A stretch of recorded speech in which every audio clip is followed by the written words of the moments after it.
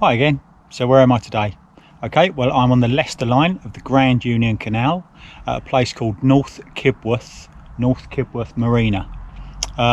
It's an interesting place in the canals actually. Let's talk about it. I'm all pumped up. Let's get in the water.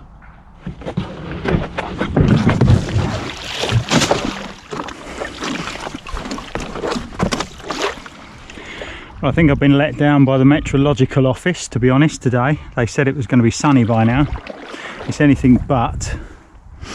I paddled to get here and it was chucking it down with rain.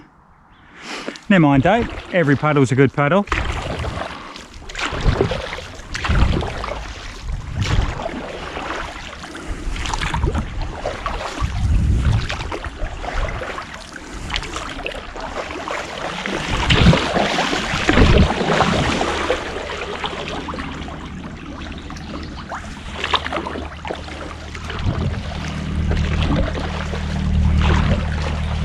Good morning, matey.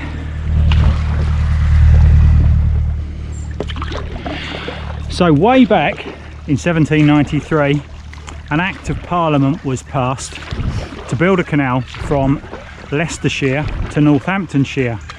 That would mean they could join up the River Soar in Leicester, which was already navigable, with the River Nene at Northampton, which was also already navigable.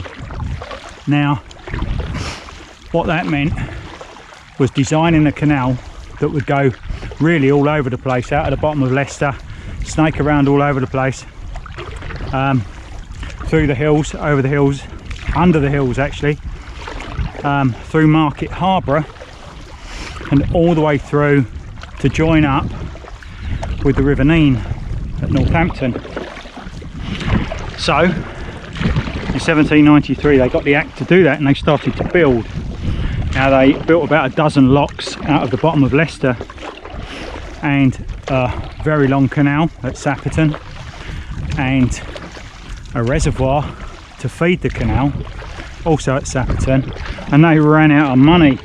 These things were very expensive to build, so they raised funds and they spent a while raising funds, and eventually they got back on track again and they built through as far they passed a place called Foxton and they built through as far as Market Harbour, and once again they ran out of money, so they put it back to the engineers. They managed to raise some funds but not enough for the original route. That would have been the Leicestershire and Northamptonshire Canal. So they put it back to the engineers, and an engineer called Barnes made the decision that it would be better and cheaper to go over the hill at Foxton and come in this direction all the way through to Watford, Northamptonshire. If you're familiar with the M6, the M1, you'll know Watford Gap Services. Well, that was the Watford they were talking about. Come down the hill there through to Norton and join on to the Grand Junction Canal there, from where they could actually get to Northampton anyway. So they started to build that.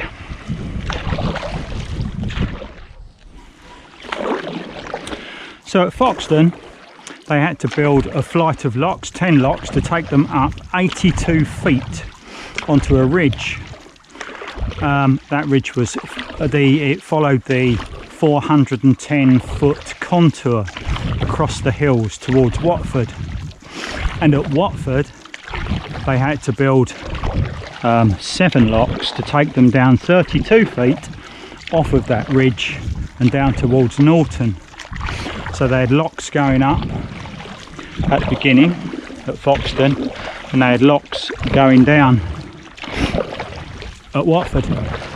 So what that basically means is this piece of canal is actually what they call the summit pound. Now a summit, now what you have is you have locks, and in between those you have pounds. Those pounds are full of water and flat. So the summit pound is exactly what it sounds like. It's the one at the top. So you've got locks going down either end. Now this is actually a very long pound, it's 20 miles long, 20 and a half I think between locks. So because it's the summit pound, every time a boat goes through and gets to those locks it goes down, and every time a boat comes up those locks the water goes down as their locks are filled, and it wouldn't take very many boats at all to empty this 20 and a half miles. Oh, I love that. Look at those, they're wear strips, cast iron wear strips to stop the ropes wearing out all the bricks on the corners. You get that on the Grand Union. You can see all the lines in it where they've been cut with the ropes. Love that. So anyway, this pound needed to be fed. How do you feed a summit pound? Well, if you're right up the top, you've got no real rivers that can trickle into it particularly, and any water you're going to bring here you would have to pump uphill to get here. So what they did was they chose the 410-foot line because it's not quite up on the top of the ridge, it's just down from that. If you look here, we're going uphill there. If you look there, we're going downhill there. So we're kind of 3/4 of the way up the hill. That meant that at the top of the hill they could build reservoirs. Now there's 3 reservoirs that feed this 20-mile pound. There's one at Naseby, which is right over there.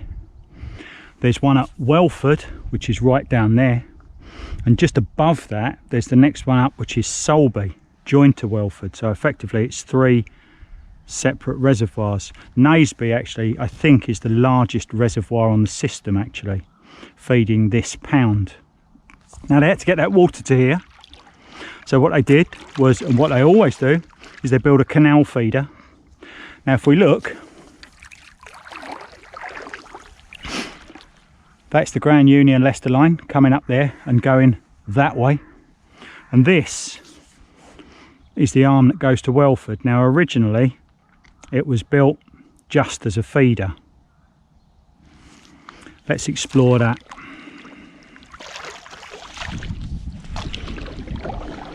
It's actually a really nice day today, even though it's a bit overcast and a bit dull, it's not very breezy at all.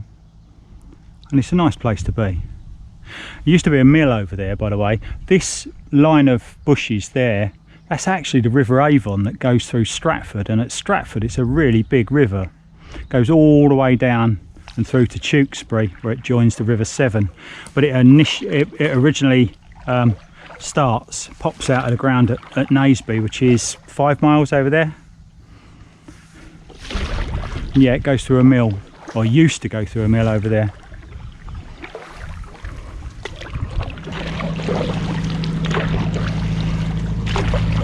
Good morning, sir.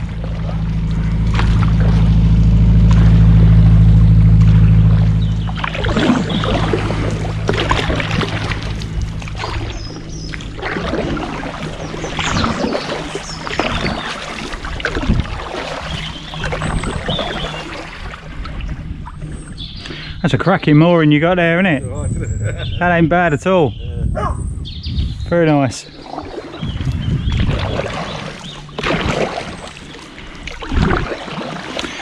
Bridge number 1 on the Welford Arm.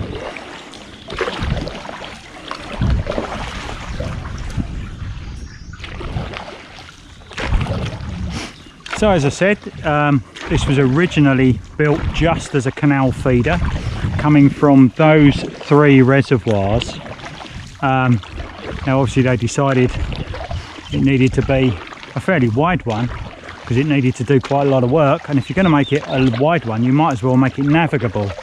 Now there's another reason to make it navigable, and that's because Welford, much as it was a really small village, and it's pretty small now as well, there's only, you know, just shy of about 1,000 people live there even now. It was actually downsized in medieval days because it used to have a market charter which made it really successful, but for some weird reason they sold that charter to another village. Consequently, the place kind of collapsed economically. Not quite sure why that happened. I'll have to look into that one day. Anyway, it was quite a small village, but it was right, almost dead centre between Leicester and Northampton, and it was on the coaching route. So a lot of traffic was already going through there, changing horses and taking freight by road. So it seemed like quite a good place to stick a canal basin and a wharf anyway, because they could take trade from the road. So they certainly wanted to do that.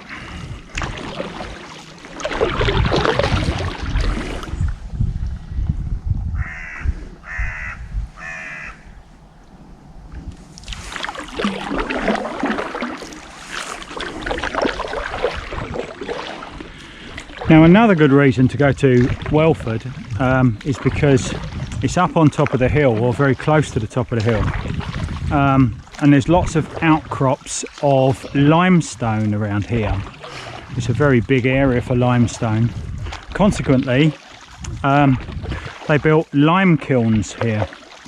Now lime kilns, basically if you heat limestone up to 900 degrees, it produces quicklime.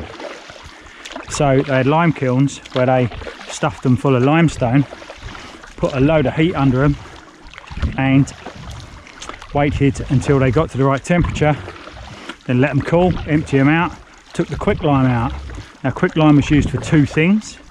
It was used certainly very successfully as fertiliser for the fields, and it was also used to make mortar, to stick bricks together. Lime mortar. So lots and lots of building work going on at the time. Everybody wanted lime mortar, so it's a very profitable business to be in. But to make that, you've got to get the limestone to the right place, you've got to get the coal. Now coal was really important at this time, a really great heat source for something like that, and you have to get the coal there as well. Now what you find in the British Isles is most of the lime kilns are around the coasts, because they used to take all of that heavy stuff there by sea until the canals were built, and then they could start bringing them across country. It's difficult stuff to take by road, especially if it's not metalled roads, if it's not decent roads. You know, you can imagine a horse and cart bogged down with coal or stone would have been a nightmare.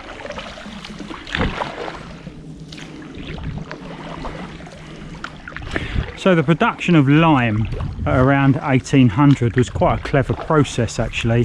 What you often find is there are, if you imagine you've got a lime kiln, which is basically like, if you think of an egg cup shape, where you light the fire underneath the egg cup and you put all of the stone inside the egg cup and you heat it up to the right temperature, and then you let it cool, and then you take out your quicklime. Well, the way that actually worked was it took a day to load it, it took 3 days to fire it, it took 2 days to cool it, and then it took another day to empty it. So that was a 7-day process. Now what you find often is there are 7 kilns all next to each other. Now if you've got 7 kilns and 2 teams of men, one loading and one unloading, you end up with a 7-day process where every single day there's another one to load and another one to empty and another one to light and another one to cool, and everything works very well. And it was actually one of the very first proper mass production techniques in the world, was lime production in Britain, and Welford was no different to that. It had 7 kilns just at the end of this arm, right on the wharf there. So that was a very profitable business for Welford, and it was made much more profitable when the canal came to town.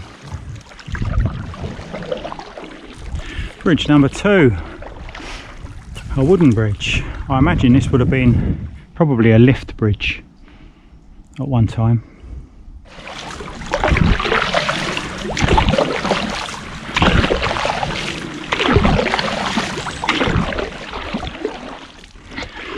Now the name Welford obviously comes from a well with a ford near it, so that would be a road going through a river, probably the Avon actually, that little boggy ditch over there, and the spring is probably one that fed into the Avon.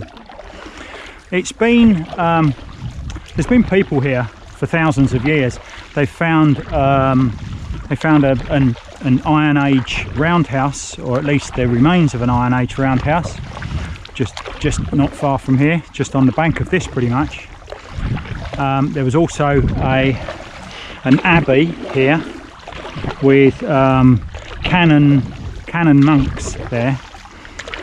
That was done away with the dissolution of the monasteries.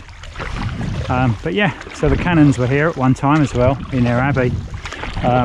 Canons were quite special really. They wore white habits and they went out into the community and did good pastoral work, going out giving education, spreading the word, that kind of thing.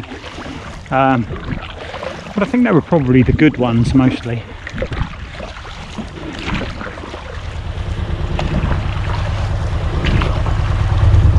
Good morning.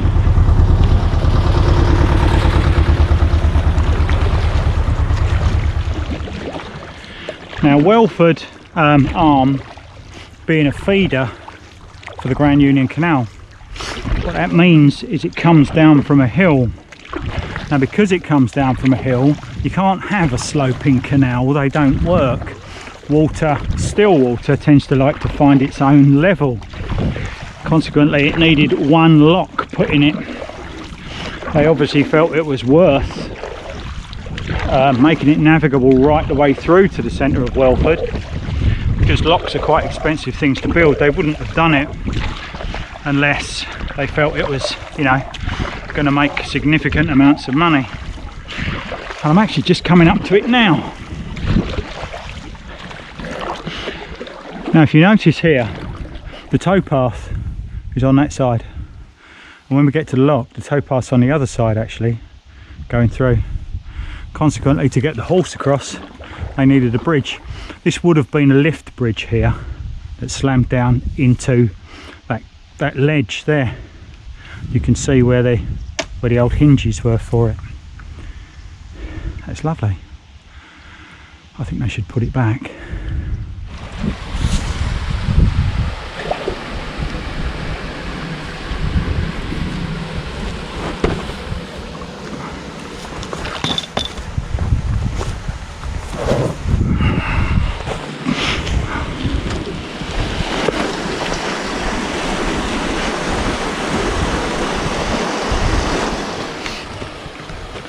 So actually it's probably worth spending a few minutes just talking about this lock.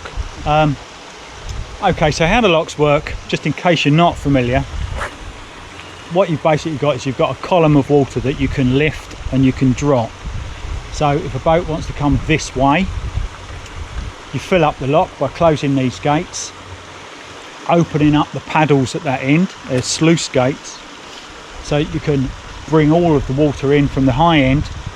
And then you can open up that gate, bring your boat in, and then shut that gate again, let the water through these gates or around these gates till it goes down to the level of the bottom end, and you can open these gates up and you can come out. And the same in reverse if you're going up it. All very straightforward. However, these locks have to be colossally strong. Now if you look, it's all made of stone down the sides, it's all reinforced. It's only got one gate at that end because that's only holding back about 4 feet high of water. At this end, you've got two massively strong gates because it's holding back about 8 feet high of water. You can probably do the maths on that if you want. So let's have a think about that. Okay, well, your average boat, your normal working boat, was 7 feet wide and 70 feet long. So this lock is 7 feet wide and 70 feet long to accommodate a boat that big, and it's got an 8-foot fall on it. So let's think about that. We've got almost kind of a cube of water that's 7 feet wide, 70 feet long, 8 feet deep. So that's going to be 7 times 8 times 70. That's 3,920 cubic feet. 3,920 cubic feet. Let's convert that to gallons. So that's 6.2 gallons per cubic feet. That's imperial gallons. That means that's 24,400 gallons.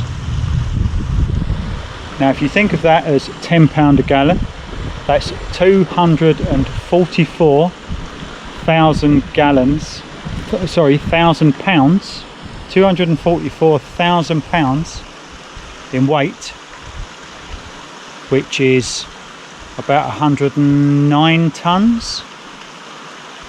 Yeah, 109 tons of water. Now 109 tons of water, when this lock's full up, is pushing on the inside of these gates, trying to open them up.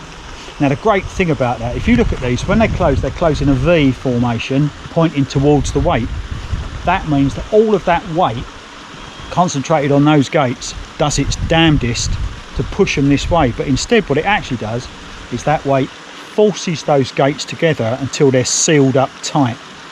It can't push them all the way through, but it will seal them up tight, which is exactly what you want, really.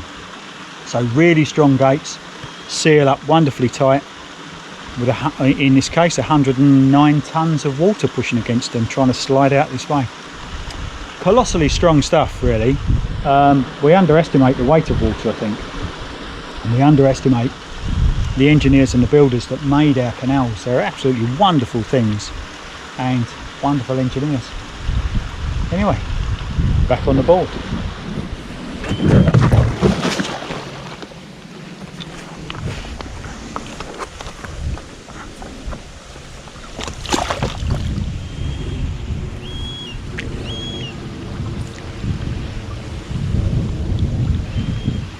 I can hear a bird of prey over there, a juvenile bird of prey shouting for its parents.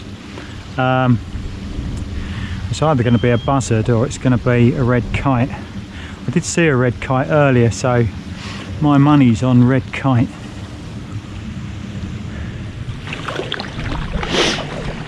This is all a bit sad, somebody's pride and joy.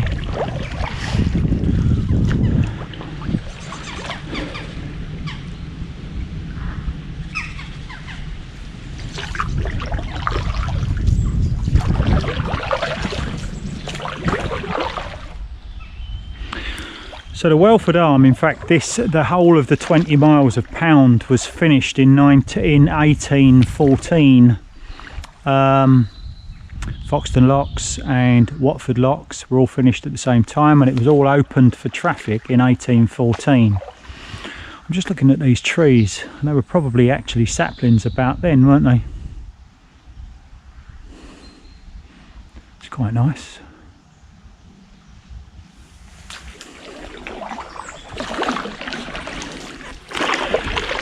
There are two marinas on the Welford Arm. Very popular winter moorings, I think.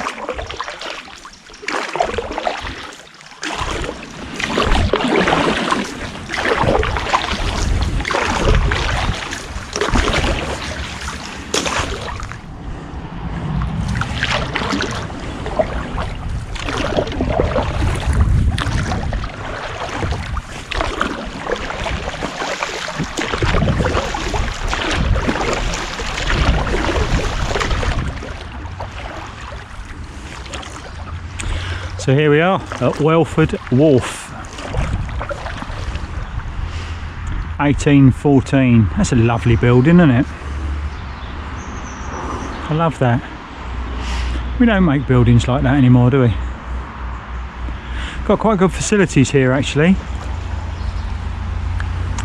Not bad at all.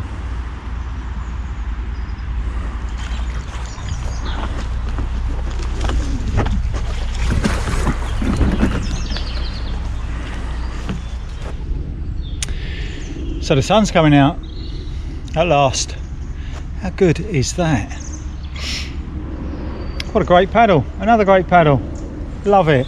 It's a really good pub over there, by the way. It's got really good reviews. There's great parking here too. If if you want to have a paddle out from here, it's brilliant. The visitor car park is here, Canals and Rivers Trust, or you know, I'm sure you could park at the pub. I'm sure they wouldn't mind if you was to, you know, buy something from them on your way out. That's lovely as well. Canals and Rivers have got toilets and stuff over there as well, which is good, and getting on and getting off is just excellent. So yeah, come here, paddle it. It's really, really good and I love it.